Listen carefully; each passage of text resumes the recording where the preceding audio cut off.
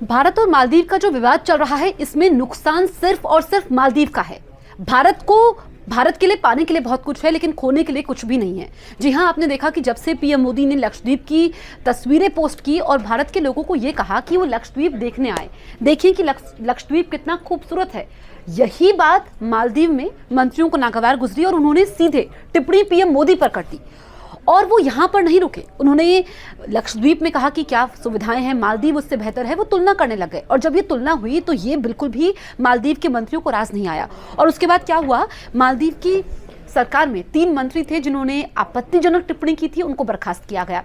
और तो और मालदीव के राष्ट्रपति मोइजू ने माफी मांगी। उन्होंने सोशल मीडिया प्लेटफॉर्म एक्स पर लिखा कि मैं दोनों हाथ जोड़कर माफी मांगता हूं। लेकिन ये जो विवाद है, क्योंकि आपने देखा है कि मालदीव में भारत से बहुत सारे पर्यटक जाते हैं, पर मालदीव ने ये सब जो किया है, कई बार आप तैश में आकर कोई चीजें करते हैं ना, तो नुकसान आपको उठाना पड़ता है। यही इस वक्त मालदीव के साथ हो रहा है, क्योंकि पीएम मोदी की छवि ग्लोबल लीडर के तौर पर है और पूरी दुनिया उनका लोहा मानती है। ऐसे में जब पीएम मोदी ने लक्षद्वीप की तस्वीरें साझा की और कुछ लोगों ने लिखा कि मालदीव से बेहतर है, तो ये पसंद नहीं आया वहां के मंत्रियों को। अब आप ये समझिए कि मालदीव में जो उनका अर्थव्यवस्था का सारा जोर है वो पर्यटन पर है, यानी कि उनकी अर्थव्यवस्था पर्यटन से भी चलती है और हर छठा व्यक्ति मालदीव में भारतीय है। तो मालदीव को तो नुकसान है ना, क्योंकि कई सारे ऐसे लोग हैं जिन्होंने मालदीव की अपनी यात्राएं रद्द कर दी हैं। वो मालदीव नहीं जा रहे हैं, वो लक्षद्वीप जा रहे हैं। हालांकि लक्षद्वीप में 5 स्टार सुविधाएं मौजूद नहीं है, उसमें थोड़ा वक्त लगेगा, लेकिन फिर भी वहां पर अब लोगों का रुख हो रहा है। ऐसे में आपने देखा होगा कि कई सारी ऐसी कंपनीज हैं जिन्होंने मालदीव की बुकिंग्स कैंसिल कर दी हैं, तो इसमें नुकसान सिर्फ मालदीव को हो रहा है।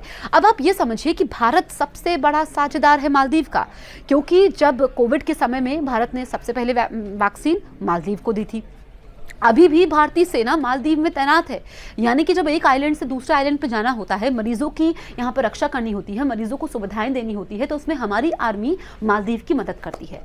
आपको यह भी याद होगा कि किस तरीके से मालदीव के साथ हर संकट के समय हम कंधे से कंधा मिलाकर के खड़े हुए हैं। जब सुनामी आई थी तो भी भारत ने मदद की थी। तो ऐसे में मालदीव को मालूम है, वहां की इस वक्त मोइजू सरकार को मालूम है कि भारत से दुश्मनी मोल लेना या फिर भारत के खिलाफ कुछ भी बोलना, या फिर कई बार ऐसा होता है ना, आप बिना सोचे समझे कुछ भी बोलते हैं, वो गलत होता है और वो आपके ऊपर हावी हो जाता है। और यही इस वक्त मालदीव के साथ हो रहा है।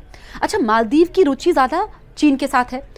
चीन की यात्रा पर मोइजू गए, लेकिन भारत से दुश्मनी भी मोल लेना मालदीव नहीं चाहता है। और क्या पता, वहां पर तो सरकार गिरने के आसार हो गए हैं। वहां के विपक्ष ने पीएम मोदी का समर्थन किया है, भारत की तारीफ की है और ऐसे कहा कि ऐसे बचकाने बयान नहीं देने चाहिए। और जब भारत ने इस पर आपत्ति दर्ज की, पीएम मोदी को लेकर के जो टिप्पणी की गई, उसके बाद 3 मंत्रियों को बर्खास्त तो कर दिया गया, लेकिन फिर भी विवाद थमा नहीं है। इतने में बात वहां पर बन नहीं पाई है, ये विवाद अभी भी है। ऐसे में वहां पर सरकार गिरने की नौबत आ गई है। और तो और भारत विरोधी ऐसे बयान देना मालदीव को हर तरह से महंगा पड़ता हुआ नजर आ रहा है।